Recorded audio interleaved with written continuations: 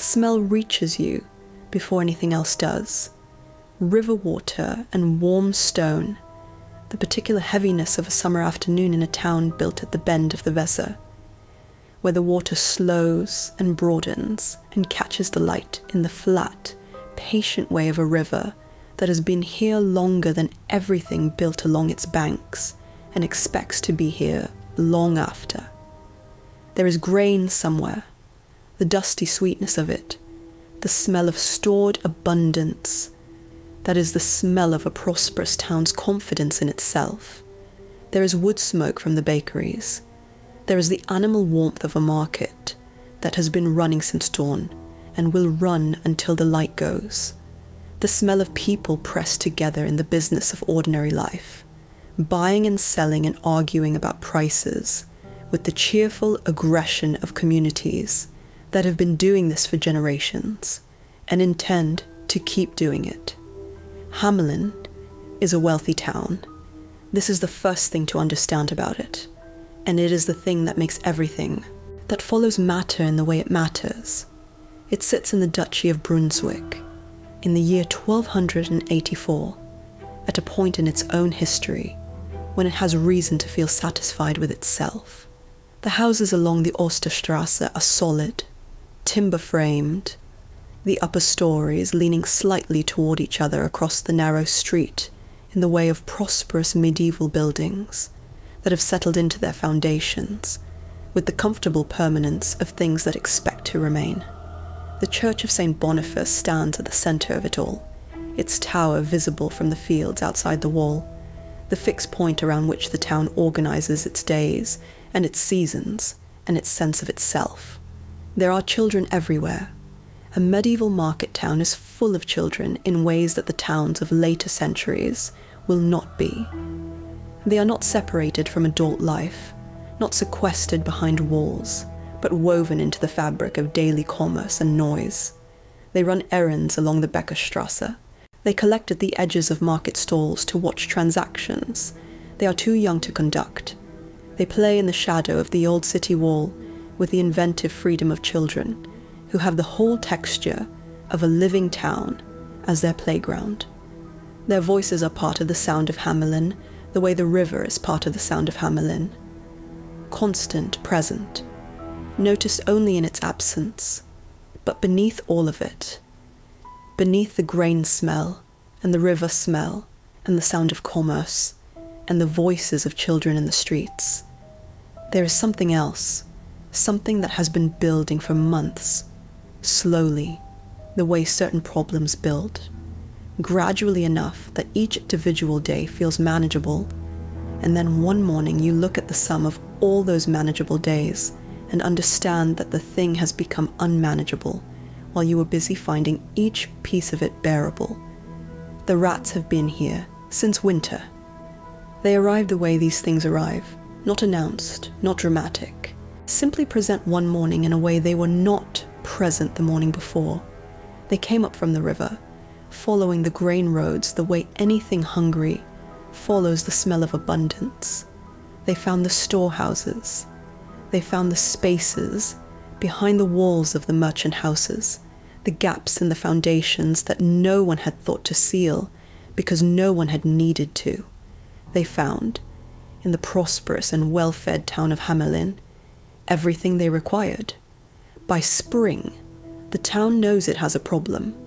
By summer, the town knows the problem is beyond what it has the means to solve.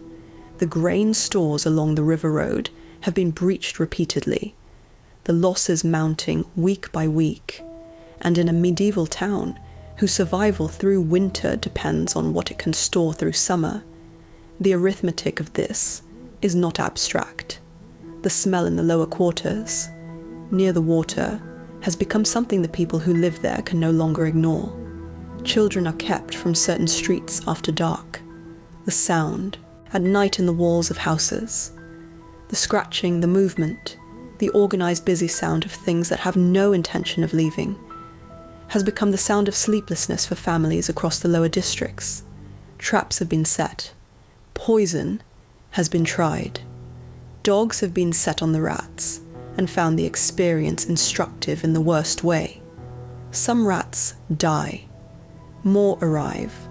The town council has met repeatedly with the expression of men who have been given a problem by circumstances and find that circumstances have declined to provide a solution.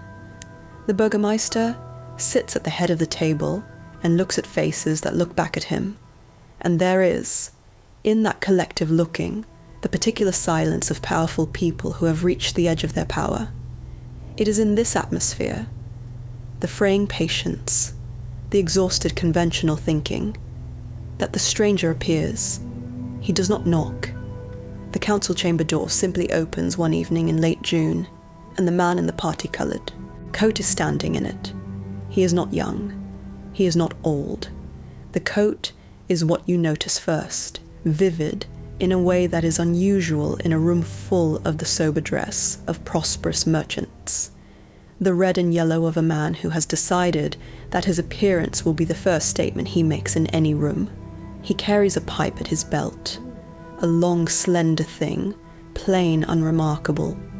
He is not holding it. He looks at the council with the patient expression of a man who has stood in many doorways and has learned that a room will quiet itself if he waits long enough. The room quiets. He says he has heard that Hamelin has a problem. He says this the way you state a fact. Rather than ask a question, he says he can solve it. He names what he requires in return. Outside, in the streets of the town, the rats move through the summer dark, with the organized patience of things that have been given no reason to leave. The stranger waits. And somewhere behind him, on the road that brought him here, there is no record of where he came from. There is only the road, and the evening, and the pipe at his belt, and the absolute stillness of a man who already knows how this night ends.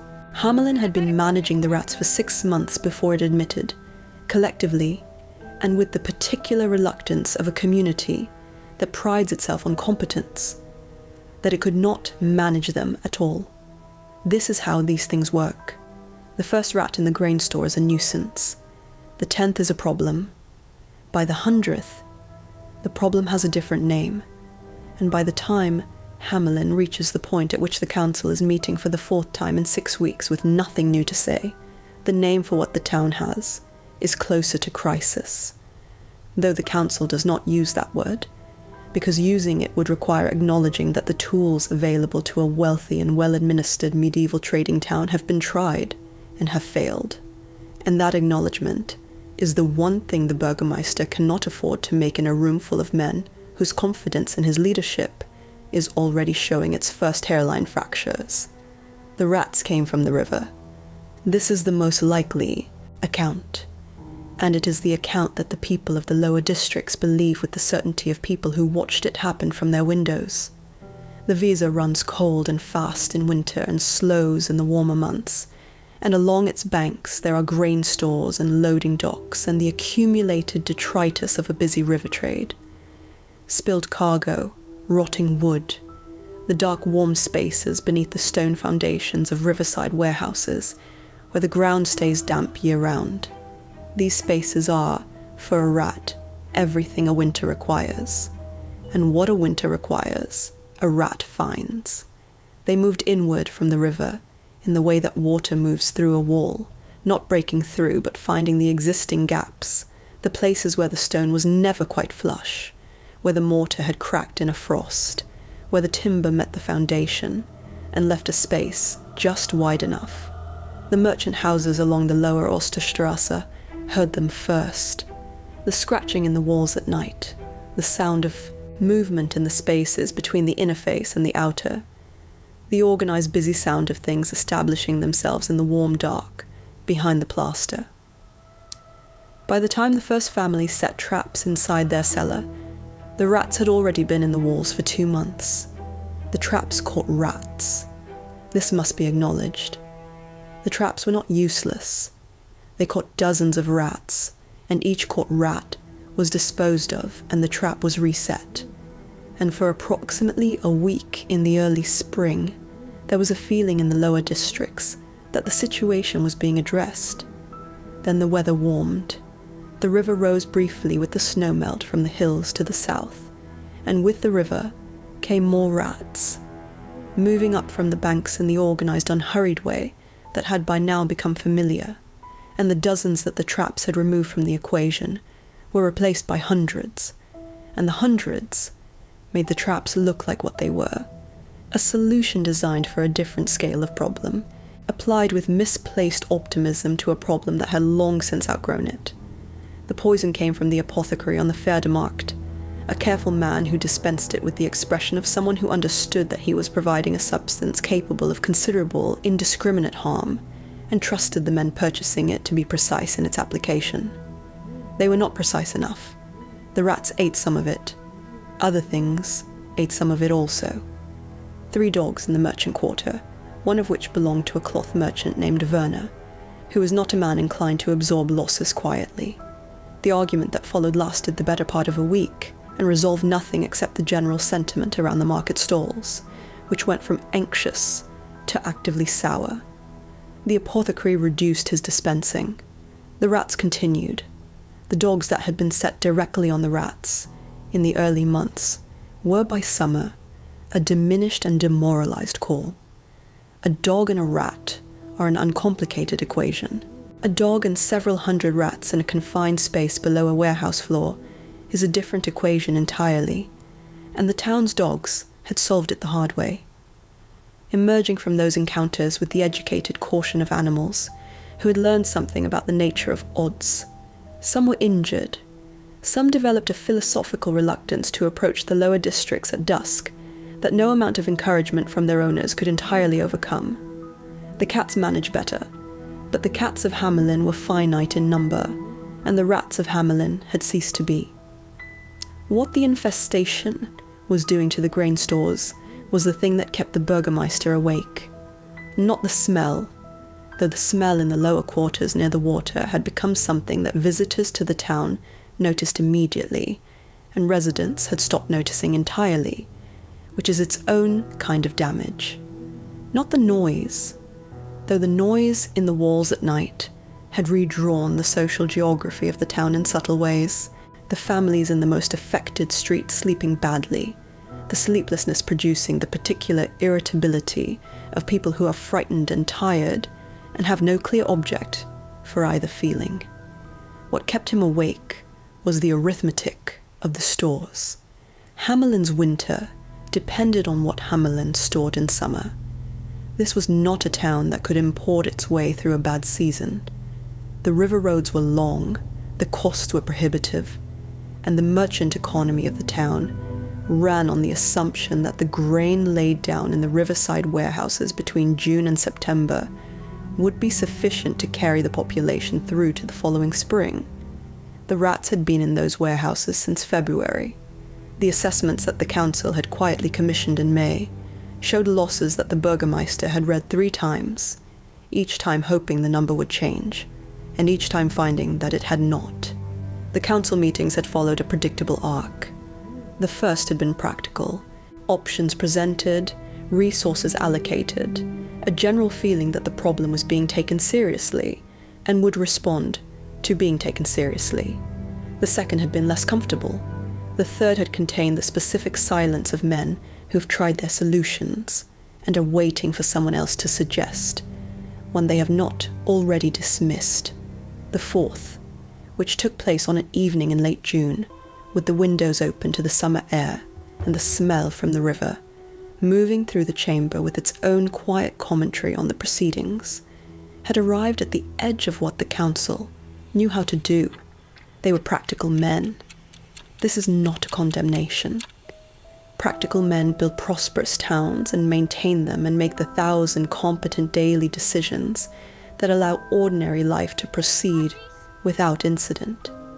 But practical men operate within the range of their experience, and nothing in the collective experience of the Hamelin Town Council had prepared them for a problem of this precise character. They had reached the frontier of the conventional and found, as people always find at such frontiers, that the ground beyond it looked very different from what they had been standing on. They were still sitting with this, with the uncomfortable knowledge of their own limits, the grain store numbers in the Burgermeister's head, the smell from the river, making its presence known through the open windows, when the door opened, and the man in the party-coloured coat was standing in it. He looked at them with the patient expression of a man who has stood in many such rooms before this one. He did not apologize for interrupting. He did not wait to be invited to speak. He simply looked at the council with the settled composure of someone who knows the value of what he is carrying and has no anxiety about whether the people across the table will recognize it. They would. They always did. The room in front of him was a room full of men who had run out of answers, and he was a man who had one, and that arithmetic was as simple as any other. He said he had heard about the rats. He said it as a fact, not a question, and the Burgermeister looked at him across the council table and felt, for the first time in 6 weeks of feeling nothing but the weight of a problem without a solution, the particular and dangerous sensation of relief. He was called the Pied Piper, not by himself. He did not introduce himself by any name, and if he had a name in the ordinary sense, a name recorded in a parish register somewhere, a name his mother used, it has not survived. The word pied meant what it still means: many-coloured, particoloured, the coat of an animal or the dress of a man that refuses to commit to a single hue. The coat was the thing. It was the thing everyone who recorded this story would note first, as if the coat were a kind of text and the man beneath it a secondary concern, and perhaps that was the intention. A man in sombre merchant's cloth is a man. A man in red and yellow, standing in a doorway he has opened without knocking, is something else, something that announces itself before it speaks and does not wait for permission to take up space in a room. He was not tall. The accounts do not agree on much, but they do not describe a physically imposing figure. What they describe, in the way that descriptions of this kind always work, through the accumulated texture of many independent tellings, is a quality of attention, the sense of a person who was entirely precisely present in whatever space they occupied, not in the eager way of someone who wants to be noticed, but in the way of someone who has arranged themselves very carefully in relation to the world and has no leftover energy for performance. He was still in the way that certain things are still, not the stillness of rest, but the stillness of readiness, the stillness of something that could move at any moment and is choosing not to. The pipe at his belt was the plainest thing about him, long and slender, pale wood or bone, nothing decorative about it, the kind of instrument that looks as though it has been played for a long time and maintains its character through use rather than through craftsmanship. He did not touch it during the meeting. He did not gesture toward it or reference it or offer it as evidence of anything. It simply hung at his side the way a sword hangs at the side of a soldier, as the most natural thing in the world, as the thing he was, announced without announcement. The Burgermeister asked him to come in.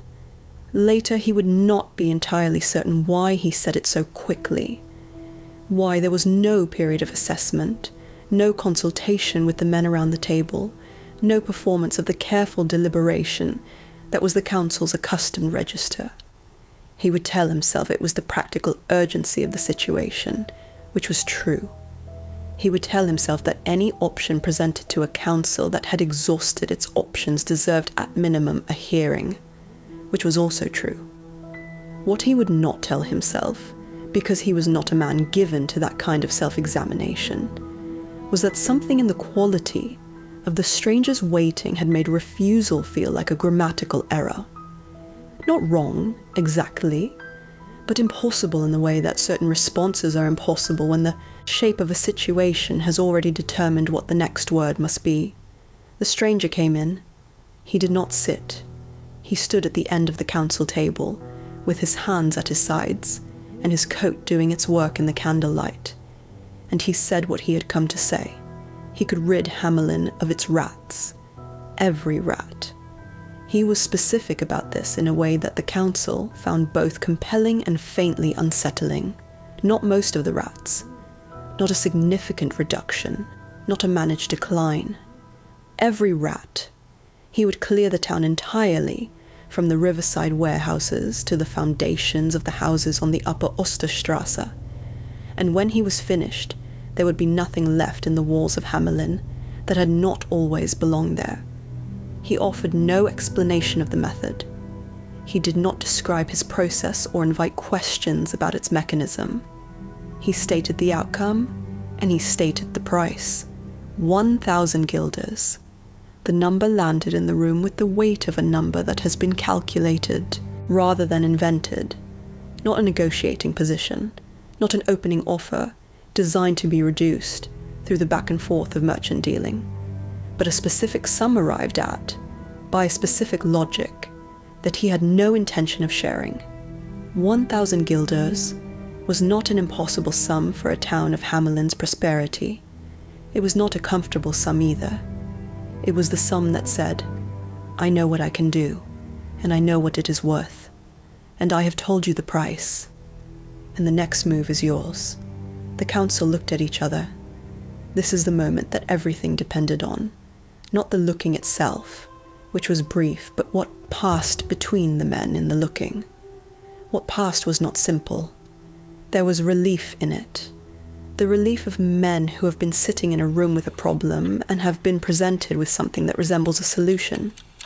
There was the instinctive merchant skepticism, the assessment of a claim that sounded too clean, too absolute, too unburdened by the usual qualifications of a man offering professional services. And there was something else, something smaller and less acknowledged, the quick private arithmetic of powerful men who have just heard a price and are already, before they have agreed to anything, performing a separate calculation about whether a price agreed to in desperation must necessarily be honoured once the desperation has passed. The Burgermeister said they would need a moment to confer. The stranger nodded once and stepped back from the table. He did not leave the room. He moved to the far side of it and stood near the wall, and became, with a quality that was almost disconcerting, very quiet, not absent, not withdrawn, but reduced in some way, as though he had dialed himself down to the minimum necessary presence, while the men at the table performed their deliberation. The deliberation was not long. What the council said to each other in the low voices of men who were aware of being observed from across a room has not been recorded. What has been recorded, not in the meeting itself, but in the texture of what followed, is the conclusion. They called him back to the table. The Burgermeister, speaking with the careful precision of a man who has been in commerce long enough to know that the wording of an agreement matters, said that if the stranger could do what he claimed, the town of Hamelin would pay 1,000 guilders upon completion of the work. The stranger looked at the Burgermeister for a moment. Something moved in his expression. Not suspicion, not satisfaction, but the brief flicker of a man who has heard a form of words before and noted the specific way these words were arranged. Upon completion, he noted it, and he said nothing about it, and he agreed. He left the council chamber without ceremony. No handshake, no written contract, no exchange of the usual formalities by which agreements between men of business were sealed and made legible to the world. He simply turned and walked out the way he had come in, and the door closed behind him, and the council sat for a moment, in the particular silence of men who have just done something they cannot entirely evaluate. That night, Hamelin heard the pipe for the first time. It began after midnight, when the town had settled into the quieter rhythms of sleep, when the market stalls were dark, and the bakery fires were banked, and the children were in their beds, and the only sounds in the streets were the sounds a town makes when it is not performing itself. The creak and settle of old timber, the slow movement of the river, the occasional voice from an upstairs window. Into this quiet came the pipe, and the quality of it was not what anyone who heard it from their bed would have expected from an instrument so plain. It was not loud. This is the detail that recurs in every account that tries to describe it. Not loud, not the carrying brightness of a tavern musician or the ceremonial projection of a town piper playing from a tower. It was intimate in a way that sound in open air is not supposed to be intimate, as if it were arriving not across distance, but from somewhere very close, from somewhere just outside the window, regardless of which direction the window faced.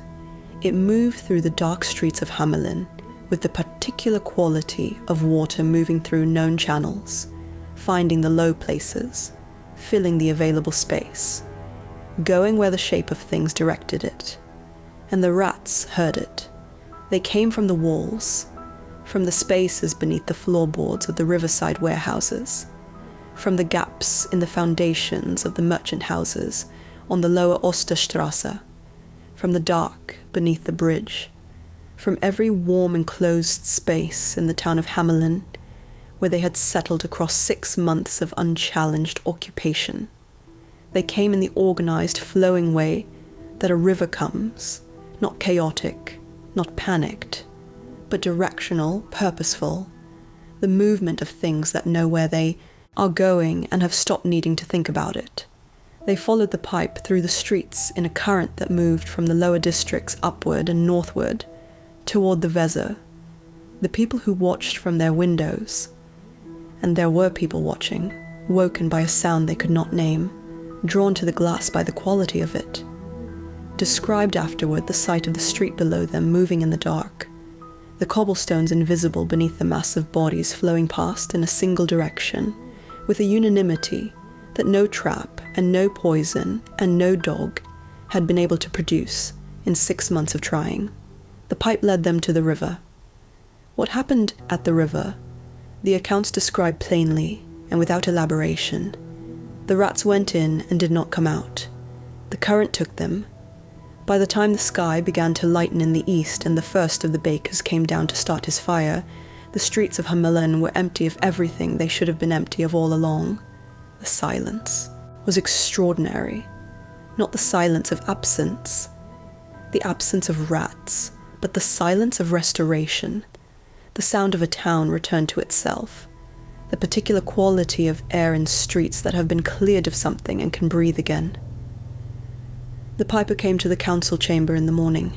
He stood at the end of the table in his parti-coloured coat, and the pipe was at his belt, and his expression held the neutral patience of a man who has completed the agreed work and is present to receive the agreed sum. He did not speak first. He waited for the Burgermeister to speak. The Burgermeister looked at him across the table, and the arithmetic that had been performing itself privately in the back of the council's deliberation the night before, the arithmetic about prices agreed under duress and the obligations that such agreements carried, arrived now at its conclusion. The Burgermeister offered 50 guilders. He made the offer with the careful language of a man who has rehearsed the framing and believes the framing will do the work that the substance cannot. He said that the council had given the matter serious consideration. He said that the sum originally discussed had been arrived at in the heat of a difficult moment, and that, upon reflection, the appropriate compensation for a single night's work, 1 night, he said, and let the emphasis carry what he wanted it to carry, was more reasonably calculated at 50 guilders, which was a fair wage by any measure for services of this kind, and which the town of Hamelin was prepared to pay immediately, in full, as a gesture of good faith. He said the words good faith, without any visible sign that he heard what they sounded like in that particular sentence. The piper stood at the end of the council table and listened to all of this, with the expression of a man watching something happen that he has watched happen before, not surprise, not rising anger, the particular stillness of someone for whom this moment, in all its specific details, the careful language, the revised arithmetic, the hand extended with 50 guilders in it, as though 50 were a reasonable answer to 1,000, is not new information. He had been in rooms before this one. He had made agreements before this one. He understood, with the comprehensive understanding of experience rather than the sharp understanding of fresh betrayal, exactly what was happening and what it meant. He did not take the 50 guilders. He looked at the Burgermeister's extended hand for a moment, not with contempt, not with the theatrical refusal of a man making a point about his dignity, but with the expression of someone confirming something they already knew. Then he looked at the Burgermeister's face, and then at the faces of the men around the table. And what his face held in that survey was not accusation and not anger, but something more considered than either. He was remembering them, each face, with the specific attention of a man who intends to carry what he has seen in this room and has no interest in being dramatic about it. He said that the agreed price was 1,000 guilders. He said it once, in the same flat, factual register he had used the night before to describe what he could do. Not a demand, a restatement of what both parties already knew. The price was 1,000 guilders because that was the price they had agreed to, and the work had been done, and the agreement had terms, and the terms had been met. The Burgermeister said the work had taken 1 night. The Piper said that the duration of the work was not a term of the agreement. The Burgermeister said that 1,000 guilders for a single night's work was not reasonable by any standard a fair-minded man would apply. The Piper said that the standard they had agreed to apply was the standard of the agreement they had made, and that the agreement did not include a clause permitting revision on the basis of how long the work turned out to take. The exchange was not heated. This is one of the things that makes it what it is. Not a quarrel, not a scene of escalating emotion, but a precise and almost formal disagreement between two men who both understood the situation with complete clarity and were taking entirely opposite positions on what that clarity required of them. The Burgermeister was not an unintelligent man. He knew the argument he was making was not a good argument. He was making it anyway, because the alternative was paying 1,000 guilders to a stranger who had done 1 night's work and then left, and the council had his reputation to think about, and the town had its grain stores to think about, and the summer had been expensive already, and the rats were gone now, and the rats being gone was the point, wasn't it? And the point had been achieved, and surely that was what mattered. The Piper said he would give the council until the following morning to reconsider. He said this without threat in his voice, without the performance of menace that a man in a story about to do something terrible might be expected to perform. He said it as information. Here is the time available. Here is what the time is for. And then he turned and walked out of the council chamber for the second time, and the door closed behind him, and the council sat in the silence he left and made, collectively and without formally deciding the choice that determined everything. They did not reconsider. The Burgermeister told himself and told the council that the stranger had no recourse. This is the word he used, recourse, and it was the word that revealed the entire structure of the council's reasoning. A travelling man, a stranger, a man with no property in the town and no patron and no guild affiliation and no leverage beyond a pipe he had already played. What could he do? Take the matter to the Duke? On what grounds?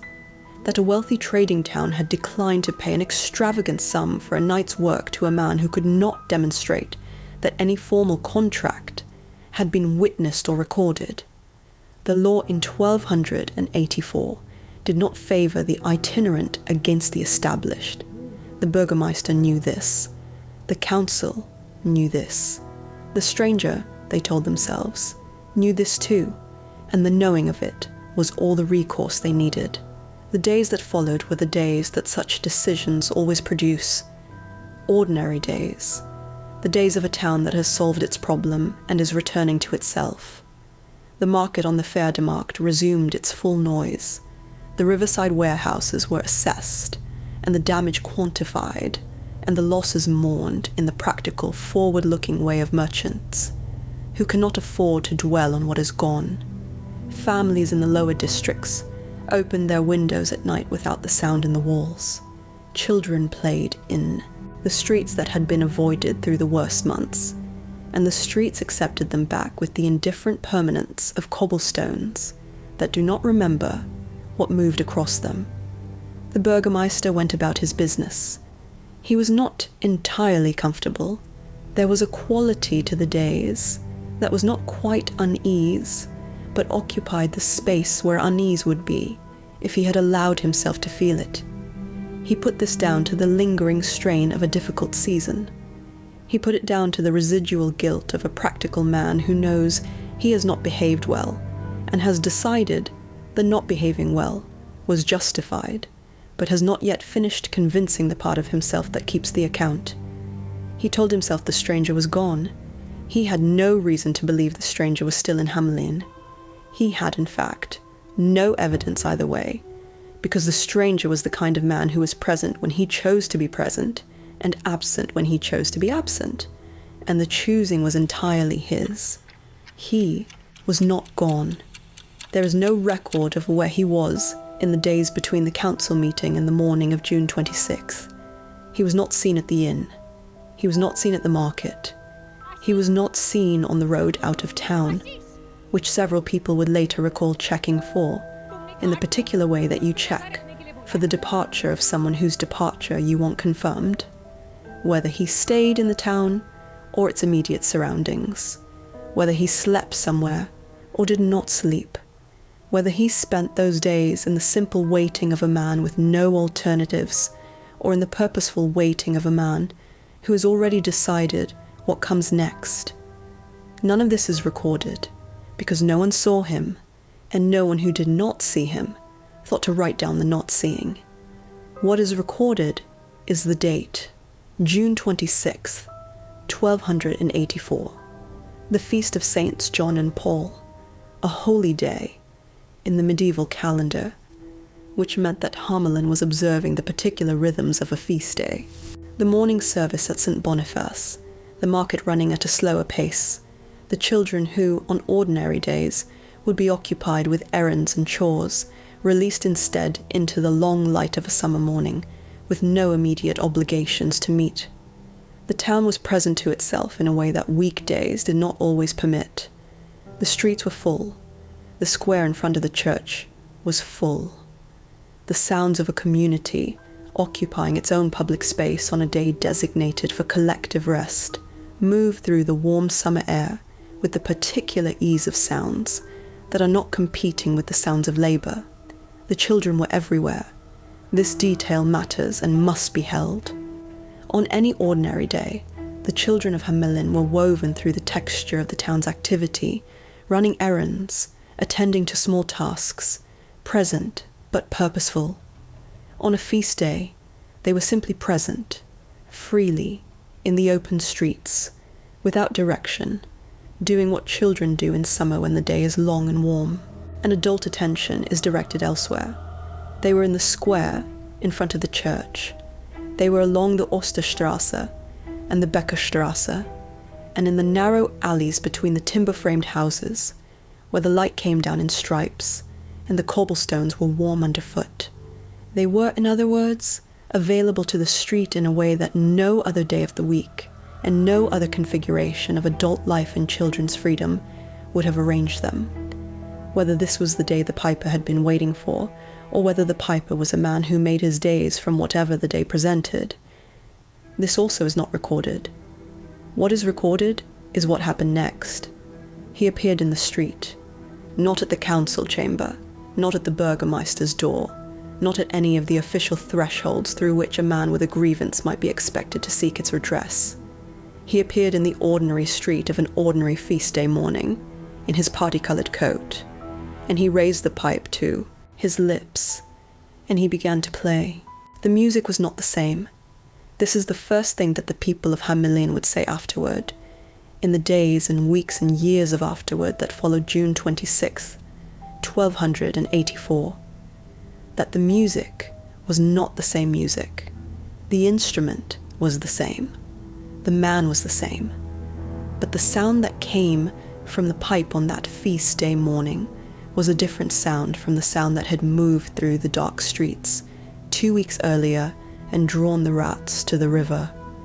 That sound had been low, directional, a sound that traveled through the body before the ear caught it, a sound that seemed to operate below the threshold of choice. This sound was higher, cleaner, the sound of something that moved through open air with the ease of light, not pushing but inviting, not commanding but opening a door and standing aside to let whatever wanted to walk through it, walk through. It was, by every account that tried to describe it, a beautiful sound. Not beautiful in the way of accomplished musicianship, though the playing was accomplished, beautiful in the way of something that arrives at precisely the right moment and in precisely the right form. Beautiful the way rain is beautiful when the ground has been waiting for it. Beautiful with the specific quality of a thing that answers something without being asked. It moved through the streets of Hamillion on that summer morning, and the summer morning received it the way summer mornings receive birdsong, as though the sound had always been part of the season, and had simply been waiting for this particular day to arrive. The children heard it first, not because the adults could not hear it. The adults heard it too, in the square in front of St. Boniface, and in the doorways of the houses along the Osterstrasse, heard it and registered it, with the particular quality of attention adults give to a sound that is pleasant and unexpected, and does not immediately require anything of them. They heard it as street music, as the sound of a feast day, acquiring its appropriate texture. They heard it the way you hear something that fits well enough into its surroundings, that the mind files it without examining it. Pleasant, unremarkable, a man playing a pipe in the street on a summer morning while the town goes about the slow business of its holiday. The children heard it differently. The accounts struggle here, not from lack of detail, but from the difficulty of finding language for a thing that the witnesses could describe only in terms of its effects, having no framework for its mechanism. What the adults observed was this: the children, who had been playing in the square, sitting on the church steps, running through the alleys between the timber-framed houses, paused, not all at once, but in sequence, in the way that people pause when they have heard their name called and are still determining the direction it came from. They stopped what they were doing. They turned, each of them, toward the sound, and then they began to walk toward it. This is the moment that sits at the center of everything. Not the music, not the broken promise, not the hill, but this moment. The moment of the walking. Because the walking was not distress. This is what the witnesses said and kept saying in the accounts that were recorded and the accounts that were passed down through generations. In the particular altered form of things, too terrible to repeat exactly. The children were not crying. They were not struggling. They were not being dragged or herded or frightened into motion. They were walking toward the music with the calm, purposeful quality of children who are going somewhere they want to go, with the expression, one account says, of children on their way to something wonderful. The piper moved through the streets and they followed. He did not look back. He walked at a pace that was neither hurried nor slow, the pace of a man who knows his destination and has calculated the time required to reach it. And behind him the children of Hamillion came out of the square and out of the side streets and out of the open doors of houses whose parents were inside, still unaware, still in the comfortable assumption of a feast day morning going as feast day mornings go. They came from the alleys and from the steps of the church and from the spaces between the market stalls, and they fell into the procession with the natural ease of water joining a current, not forced into it but finding it and following it, because following it was in that moment the most natural thing in the world available to them. The piper moved north first, through the market square, and then east along the Osterstrasse, and the procession lengthened behind him as more children emerged from more streets, drawn by the music, through whatever gaps and passages and open doorways the town provided. By the time he reached the Ostertor, the eastern gate, the procession stretched back, through the street in a line that a person watching from an upper window could not see the end of. 130 children, moving together with the wrong quality of movement. Too unified, too calm, the calm of something directed, rather than the ordinary, agreeable chaos of children moving in a group without instruction. The parents began to understand in pieces. A woman in a doorway on the Beckerstrasse, watching her daughter walk past without turning her head when called. A father in the market square, seeing the procession and feeling, before he understood what he was seeing, the particular chill that the body produces when the eye presents it with something the mind has not yet caught up to. A mother who ran into the street and took her son by the shoulders and found that he kept walking, not with force, not fighting her hands, not pulling away with the intentional resistance of a child who wants to go somewhere and is being prevented. He simply walked with the gentle, inexorable forward motion of something that has a direction and has not been built to stop, and her hands on his shoulders were as effectual as hands placed on the surface of a slow river. The calling of names began, then the running. The feast day crowd, that had been its own pleasant noise, became a different kind of noise, the specific, terrible noise of adult panic, meeting something it cannot stop, cannot reason with, cannot fix, by any of the means that adults have available for fixing the things that go wrong in the lives of children. Mothers ran after children who did not turn.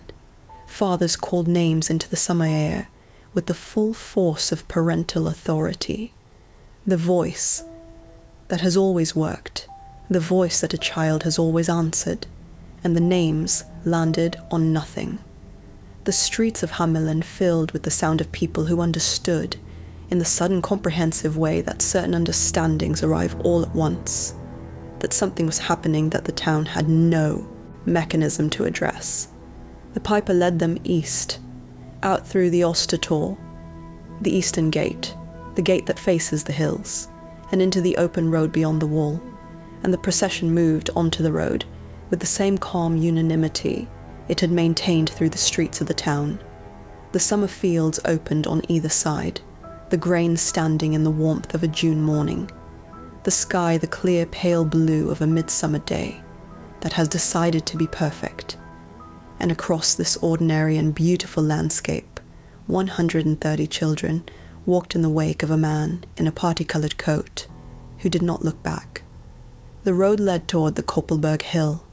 The hill rises to the east of Hamelin, a long wooded slope that any child in the town could have drawn from memory. The shape of it against the sky, the dark line of trees along its ridge, the pale stone of its eastern face where the tree cover thins. It was a hill that shepherds used in spring and woodcutters knew in winter, and no one had any particular feeling about in the way that familiar geography produces no feeling, because the familiar is the thing the eye moves past in order to see what is new. It was, until June 26th, 1284, simply the hill to the east of town, the hill that had always been there, the hill that would always be there. The piper walked toward it, and the children followed, and the parents who had made it through the gate ran after them on the road with the desperate energy of people who are already too late and cannot stop trying, because stopping would require acknowledging the too lateness in a way that the body refuses. The distance between the procession and the running adults maintained itself with a consistency that was its own kind of horror. Not growing, not shrinking, just holding steady, as though the space between them had been measured and set and was not available for renegotiation.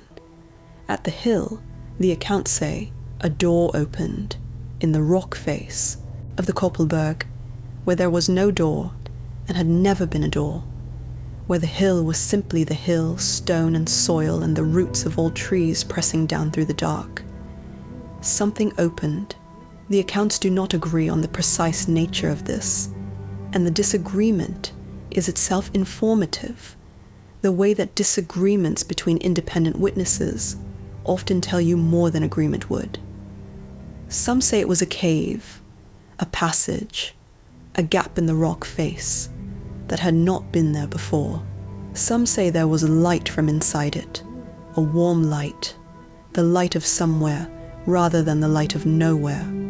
Some say the hill simply received the children the way a wave receives something thrown into it, not with a door, not with a threshold, but with the absence of resistance where resistance should have been, the stone parting as stone does not part, and then closing as stone does not close. The piper walked through. The children followed. The door or the cave or the passage in the rock, face of the Koppelberg hill, closed. The parents arrived at the hill seconds later and found the hill. Just the hill. The ordinary, indifferent, ancient hill to the east of Hamelin, with its slope and its trees and its pale stone face, giving no sign, making no acknowledgement, presenting no evidence that it had ever been anything other than what it appeared to be. They searched the hillside with their hands. They pressed their palms against the rock face and found rock. They called names into the stone, and the stone returned the names as echo, diminished, directionless, the shape of a sound with the meaning removed. They dug at the base of the cliff face with their hands, until their hands bled. The hill remained the hill. 2 children had not made it. One was lame, a boy who had heard the music, and turned toward it and followed as far as the Osterstrasse before his leg gave out beneath him on the cobblestones, and he had sat down in the street and watched the procession move away from him, with the particular expression of a child who understands he has been left behind and cannot determine whether the leaving was intentional or simply the indifferent consequence of being slower than what was moving. He wept on the road, outside the gate, according to the account that preserved his testimony, not from pain, though the fall had hurt him, but from something he could not name that sat in his chest, in the place where certainty usually lived. The second was a child who had been blind from birth, who had heard the music in the square and turned toward it, and lost the direction in the crowd, and the noise of the panicking adults, and never found the procession before it passed through the gate. He was found sitting near the church steps in the afternoon, very still, facing east in the direction he had last heard the music going. They were the only witnesses who could speak to what the procession had looked like from the outside. 2 children, one who had seen it, and one who had heard it, both of whom had been present and been excluded by their bodies from whatever the music was offering. What they said, in the accounts that preserved what they were able to say, was that the other children had looked happy. This is the detail that does not let go, not frightened, not blank-faced in the way of the enchanted, in stories where enchantment means the removal of the self, not robbed of expression, not emptied, not made into something less than they were. Happy. Walking out of Hamelin on a summer morning with the calm, purposeful happiness of children, going somewhere they have been wanting to go, somewhere that the music had described to them in a language that bypassed the understanding and arrived directly at the wanting. 130 children walked into the Koppelberg hill and did not come back. The Burgermeister stood at the foot of the hill in the long light of the summer afternoon and looked at the stone face of the Koppelberg and did not speak. Around him, the parents of Hamelin pressed against the rock with their bleeding hands and called names that the rock returned as echo. The feast day had become something that no calendar had a name for. The summer afternoon, which had been the perfect indifferent blue of a day that does not know what is happening beneath it, continued to be perfect and indifferent in the way that days continue regardless. Whatever the arithmetic of the broken contract, had seemed to promise, the recourse, the leverage, the settled immunity of the established town against the passing stranger. It did not look the way it had looked in the council chamber 2 weeks ago. It did not look like protection. It did not look like wisdom.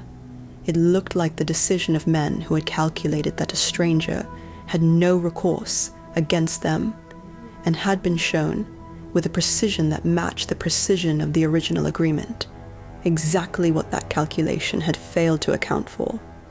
The hill said nothing. The piper was gone. The story of the Pied Piper of Hamelin is not a fairy tale.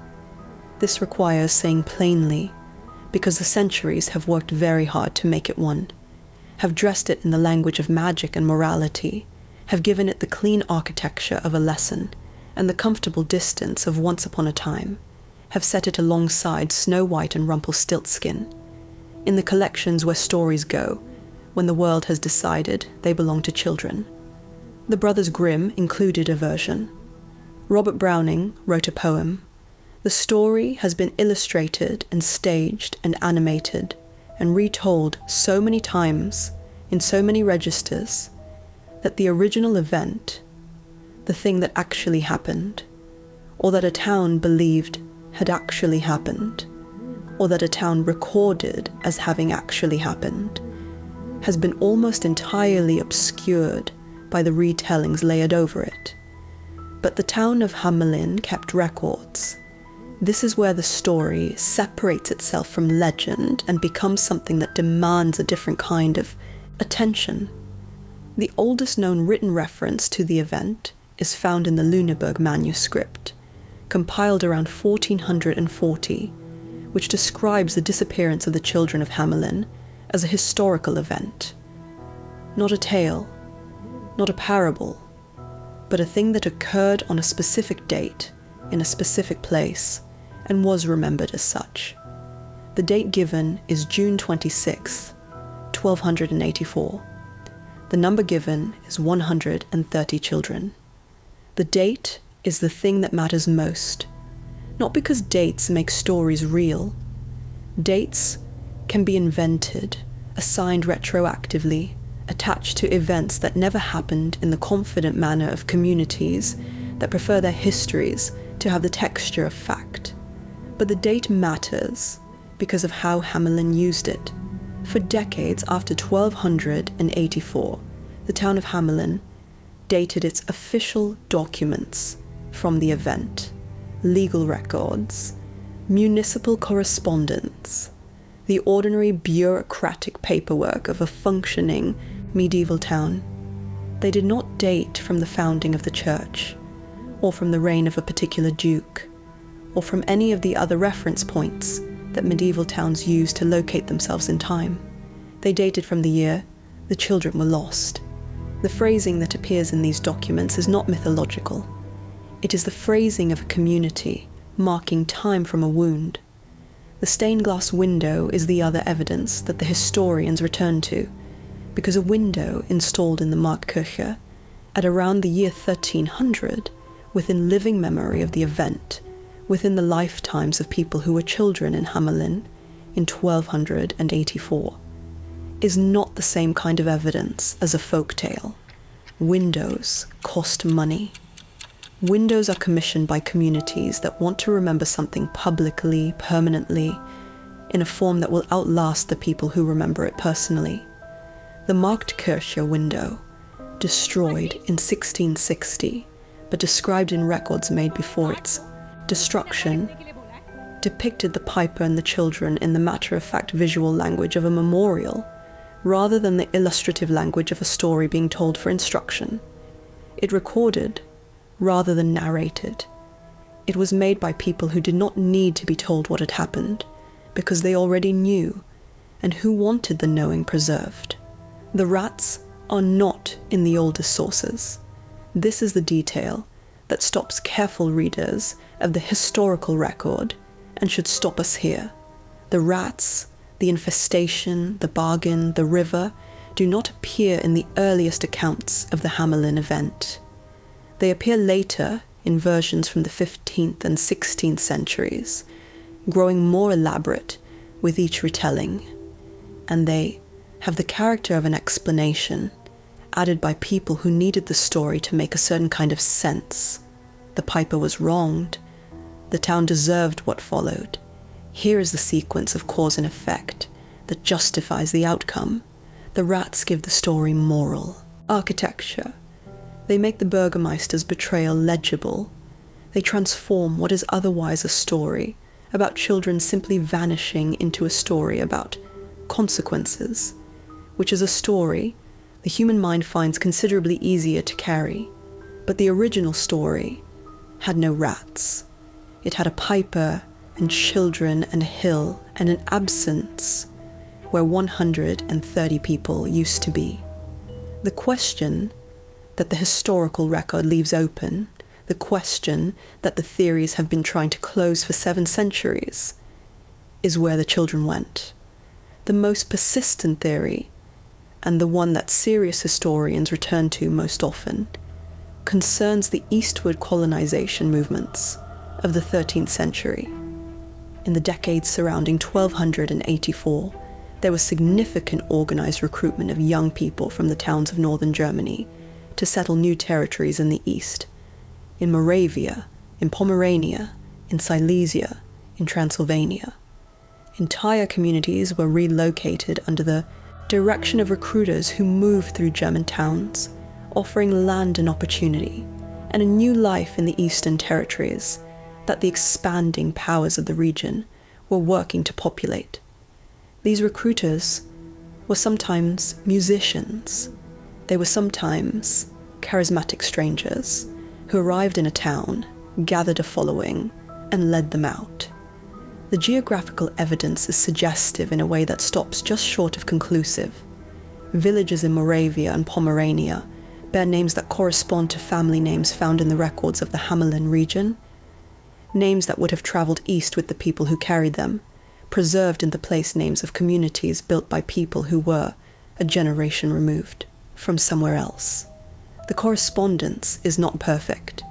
It is not the kind of evidence that closes a question, but it is the kind of evidence that points in a direction and asks to be taken seriously.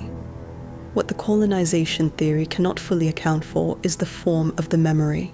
Communities that sent young people east in the 13th century did not, generally speaking, record the sending as a catastrophe. They recorded it as emigration, as departure, as the ordinary difficult loss of people who have gone somewhere far away. Hamelin recorded something different. Hamelin recorded an event so absolute, so total, so experienced as rupture rather than departure, that the town marked its calendar from it for decades. The language of the documents is not the language of a town that watched its young people leave for better prospects.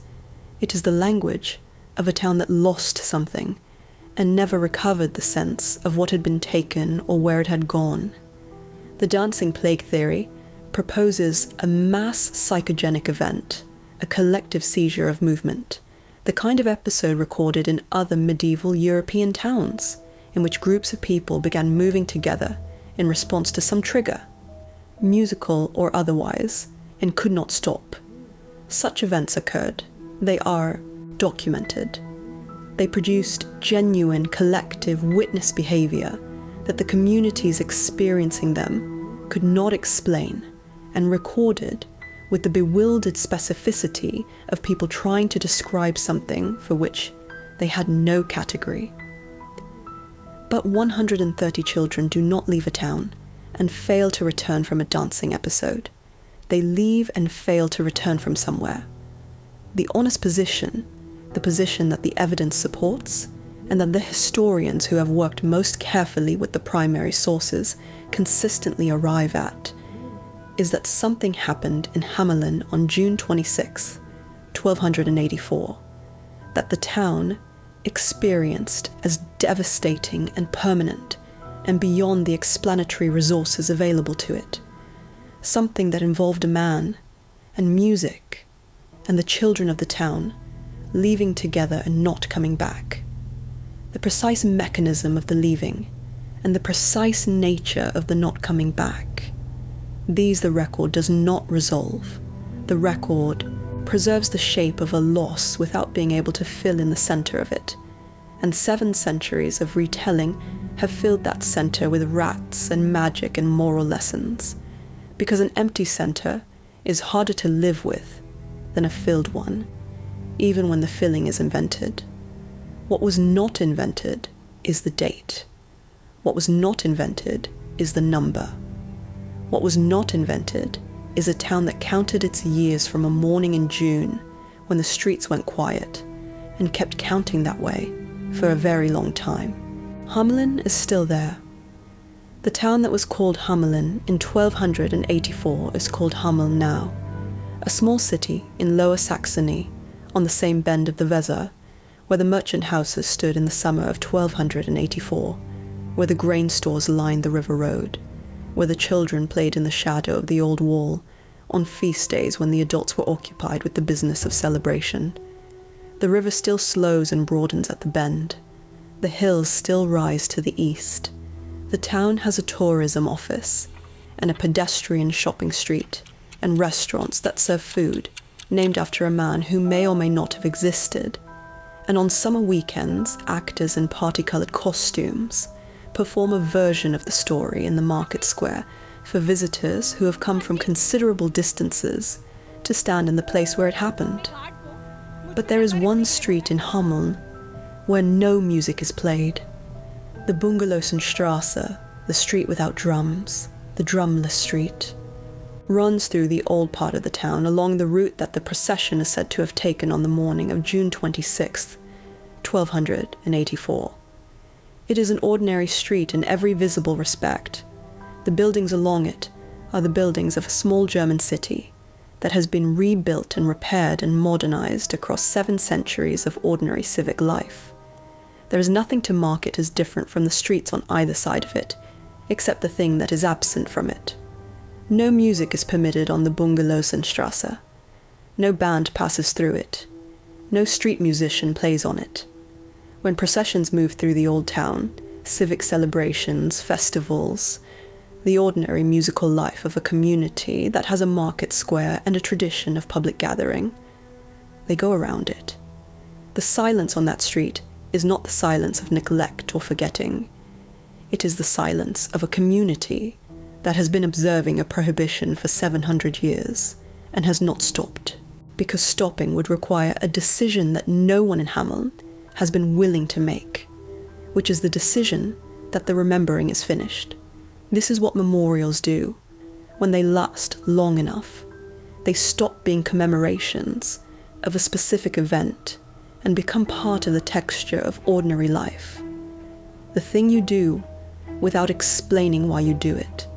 The habit that has outlasted the living memory of its origin and persists as custom, as decorum, as the particular respect that a community pays to the shape of its own history without requiring each generation to re-examine the reasoning. The Bungelosenstraße is silent the way certain silences are silent, not emptily, but with the accumulated weight of every year that the silence has been maintained, every procession that has gone around it, every musician who has put down an instrument on that street, because that is what you do, on that street, because that is what Hameln does. 700 years is a long time to remember something. It is long enough for the event to pass through every stage of cultural processing, from lived trauma to community memory, to written record, to legend, to fairy tale, to tourist attraction, and to arrive at the other end of that journey, still recognizable, still carrying in its oldest layers the specific gravity of something that actually happened.